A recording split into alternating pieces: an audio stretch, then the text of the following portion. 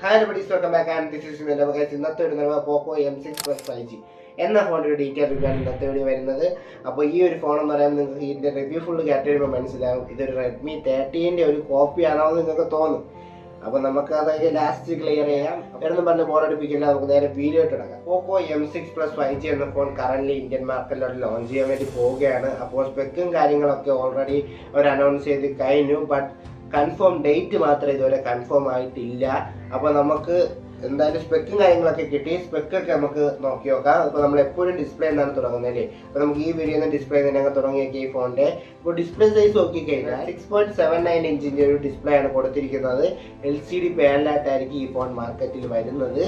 പിന്നെ 120Hz ഒരു refresh റേറ്റും കാര്യങ്ങളൊക്കെ വരുന്നുണ്ട്. അതേപോലെ തന്നെ പഞ്ചോ ഡിസൈൻ വരുന്നുണ്ട്. അത് ടോപ്പ് സെൻട്രലായിട്ടായിരിക്കും. ഇതിലുള്ള ഡിസ്പ്ലേ സ്പെക്കും കാര്യങ്ങളും ഓവറോൾ നോക്കുകയാണെങ്കിൽ ഒരു ആവറേജ് ഓക്കെ ആണ്. ഈ ഒരു പ്രൈസ് റേഞ്ച് എന്ന് പറയുമ്പോൾ ഒരു 40,000 പ്രൈസ് റേഞ്ചിലായിരിക്കും ഇപ്പോൾ മാർക്കറ്റിൽ വരുമ്പോൾ അവൈലബിൾ ആവുന്നത്. ഈ ഒരു പ്രൈസ് റേഞ്ച് നോക്കിക്കഴിഞ്ഞാൽ ഒരു ആവറേജ് ഓക്കെ ആണെന്നേ പറയാൻ പറ്റത്തുള്ളൂ.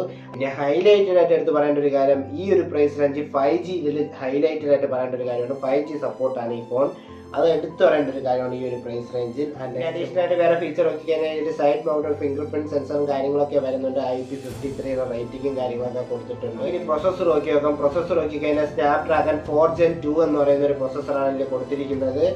ഓക്കെ ആണ് ഈ ഒരു പ്രൈസ് റേഞ്ചിൽ ഈ ഒരു പ്രൊസസ്സർ ഓക്കെ ആണ്. കാര്യം എടുത്ത് പറയാൻ ഇതിൽ ഹൈബ്രിഡ് സ്ലോട്ടാണ് വരുന്നത്. അപ്പോൾ ഒരു സിം യൂസ് ചെയ്യാനേ പറ്റത്തുള്ളൂ. ഒരു മെമ്മറി കാർഡ് യൂസ് ചെയ്യണമെങ്കിൽ ഒരു സിം മാത്രമേ യൂസ് ചെയ്യാൻ പറ്റത്തുള്ളൂ എന്നുള്ളത് ഓർക്കുക. പിന്നെ 3.5mm ഓഡിയോ ജാക്കും കാര്യങ്ങളൊക്കെ വരുന്നുണ്ട്.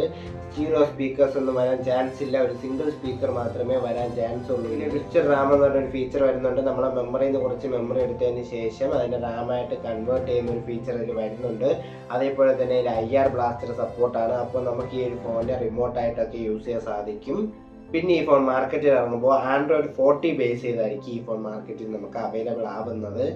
നമുക്കിനി ക്യാമറ സൈഡ് നോക്കി നോക്കാം. ക്യാമറ സൈഡിലേക്ക് കഴിഞ്ഞാൽ ഒരു ഡുവൽ ക്യാമറ സെറ്റപ്പാണ് അവർ അവിടെ കൊണ്ടുവന്നിരിക്കുന്നത്. പ്രൈമറി ലെൻസ് നോക്കിക്കഴിഞ്ഞാൽ ഒരു 108 മെഗാപിക്സലിൻ്റെ ഒരു ചളാക്കി വെച്ചിട്ടുണ്ട്. 108 മെഗാപിക്സലിൻ്റെ ലെൻസാണ് കൊണ്ടുവന്നിരിക്കുന്നത്.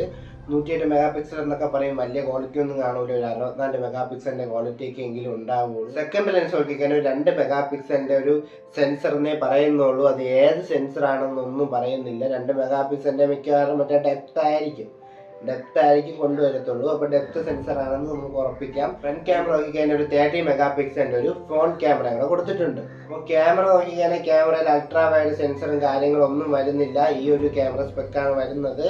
108 മെഗാപിക്സൽ. അത് ഇത്തിരി ക്വാളിറ്റി ഉണ്ടായിരുന്നെങ്കിൽ ഓക്കെ ആണ് ഈ ഒരു പ്രൈസ് റേഞ്ചിൽ എന്ന് വേണമെങ്കിൽ പറയാം. ബാറ്ററി സൈഡ് നോക്കിയാൽ ഒരു 5030 mAh ഒരു ബാറ്ററിയാണ് അവർ അവിടെ കൊണ്ടുവന്നിരിക്കുന്നത് എന്ന് വേണമെങ്കിൽ പറയുന്നത്. അതേപോലെ തന്നെ 33 വാട്ടിൻ്റെ ഒരു വയേർഡ് ഫാസ്റ്റ് ചാർജിങ് കൂടി സപ്പോർട്ടാണെന്ന് കമ്പനി അവകാശപ്പെടുന്നുണ്ട്. ചാർജിങ് പോർട്ട് കൂടെ കൊടുക്കുന്നുണ്ട്. അപ്പോൾ ഈ ഒരു പ്രൈസ് റേഞ്ച് ബാറ്ററി സൈഡ് നോക്കുമ്പോൾ ഓക്കെ ആണ്, ഡീസെൻ്റ് ആണ്, ഒരു ആവറേജ് ആണ്. വേറെ പറയാനാണ് നമുക്ക് ഇനി ഈ ഫോൺ എത്ര വേരിയന്റ് മാർക്കറ്റിൽ അവൈലബിൾ ആണെന്നൊന്ന് നോക്കി നോക്കാം. 6GB RAM 128GB ഇന്റർനൽ ഒരു ബേസ് വേരിയന്റും 8GB RAM 128GB ഇന്റർനൽ രണ്ടാമത്തെ ഒരു വേരിയന്റാണ് കൂടെയാണ് വരുന്നത്. ഈ ഒരു 2 വേരിയന്റിലായിരിക്കും ഈ ഫോൺ ഇറങ്ങുമ്പോൾ മാർക്കറ്റിൽ അവൈലബിൾ ആവുന്നത്. DDR 4Xന്റെ റാമും UFS 2.2 സ്റ്റോറേജും കൂടിയാണ് വരുന്നത്. അപ്പോൾ ഈ ഫോൺ നമുക്ക് ഓവറോൾ സ്പെക്കും കാര്യങ്ങളൊക്കെ നോക്കിക്കഴിഞ്ഞാൽ ഈ ഒരു പ്രൈസ് റേഞ്ചിൽ ഓക്കെ ആണെന്ന് ആവറേജ് ആണെന്നേ പറയാൻ പറ്റത്തുള്ളൂ. അപ്പോൾ ഈ ഒരു ഫോൺ നമ്മൾ പിന്നെ ഒരു വിഷയത്തൂടെ നോക്കുകയാണെങ്കിൽ റെഡ്മി 30 5Gയുടെ ഒരു കോപ്പിയാണെന്ന് തന്നെ പറയാം. റീബ്രാൻഡ് ചെയ്തിരിക്കും പോലെ തോന്നിയിട്ടുണ്ട്.